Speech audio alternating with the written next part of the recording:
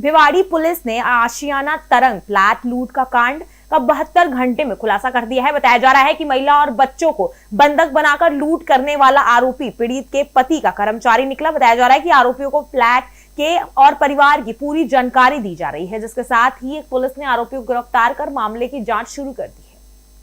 Detect करके और आरोपी को गिरफ्तार किया है, बापर्दा गिरफ्तार किया है। और जो अभी तक के अनुसंधान से जो सामने आया है वो ये है कि जो परिवादी है, परिवादी के जो बैंक वो कंपनी है उसमें पूर्व में इसने काम किया था और इनके आपस में कोई छोटे मोटे इश्यू को लेके बातचीत हुई थी पहले। तो वो फाइनेंशियल लॉस पहुंचाने की नीयत से और इन्होंने परिचित होने के कारण इन्होंने ये वारदात की है इस आरोपी ने। और इसको काफ़ी मेहनत के बाद हमारी टीम ने अभी गिरफ्तार किया है। अनुसंधान चल रहा है, आरोपी पीसी रिमांड पर है। आगे की कार्रवाई। पीड़ित और आरोपी सर इसके अंदर जो बताया जा रहा है उनके क्या रिलेशन कैसे थे, क्या फैमिली रिलेशन थे, घर आना जाना था।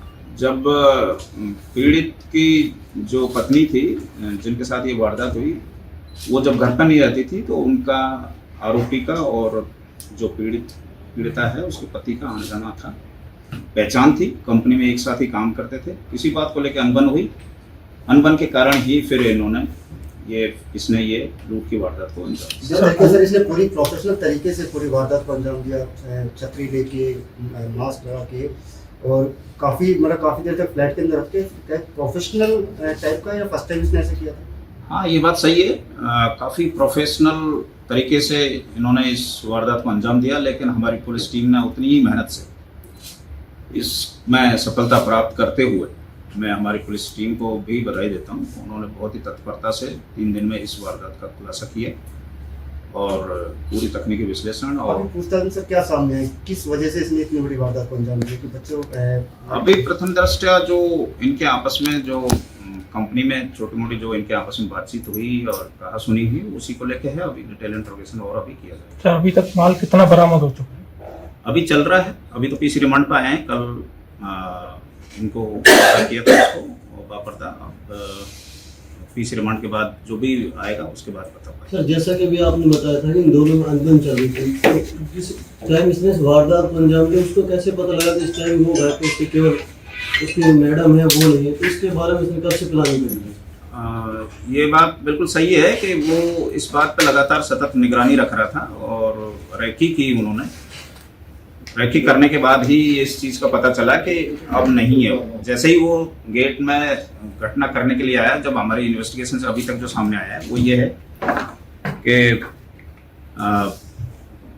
उसने उसके जाने का वेट किया है, कंपनी में काम करने के लिए जाने का वेट किया है। 9:04 पे उसकी एंट्री हो गई थी, लेकिन जो परिवादी है वो एक लूट की वारदात हुई है जिसमें महिला अकेली थी और एक बच्चा उनके साथ था। बच्चे को और महिला को डरा धमकाकर और उन्होंने 50-60 हज़ार रुपये और प्लस 2 कंगन ज्वेलरी के कमरे में बंद करके उसको धमकाकर और चाकू की नोक पर बच्चे के ऊपर रखकर और वो लेके चला गया। जब वक्त घटना कुरियर भी कोई देने आया था, जो पार्सल देने आया था, वो भी इस जो आरोपी है उसने इसको 150 रुपये दिए थे। बच्चे के गर्दन पर उन्होंने चाकू रखा, डराया, धमकाया और फिर बाद में जाते टाइम पे उन्होंने 15 लाख रुपए भी उसने देने के लिए बोला, यदि नहीं दिया तो जान से मार दो। पुलिस के पास जैसे ही इतला आई तो हमारे पुलिस टीम है उसमें तकनीकी विशेषज्ञ भी थे, SHO भिवाड़ी सचिन, CO भिवाड़ी कैलाश जी, ये सभी लोग रश कर गए वहाँ पर गए। हम भी गए थे, SP साहब भी बता रहे थे। मौका मुआयना किया।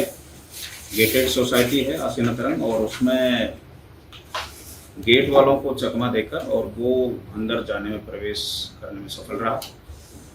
वापसी में भी वो सफल रहा। उसने वेट किया इनका, जो कर्मचारी था जिसके यहाँ घटना हुई थी। जाने के बाद फिर वापस पुलिस टीम ने हमारे सभी जो कैमरे हैं करीब 600 कैमरे के आसपास, हमारे 550-600 के आसपास कैमरों का सर्च किया। उसमें देखा, पीछा किया, मुंह बांध रखा था इसने और छतरी साथ लेके गया था, धूप का टाइम था। बैक ट्रैक करने के बाद एक दो जगह हमारे को इसका सुराग लगा, चेहरा, फिर उसका तकनीकी विश्लेषण किया, CDR एनालिसिस भी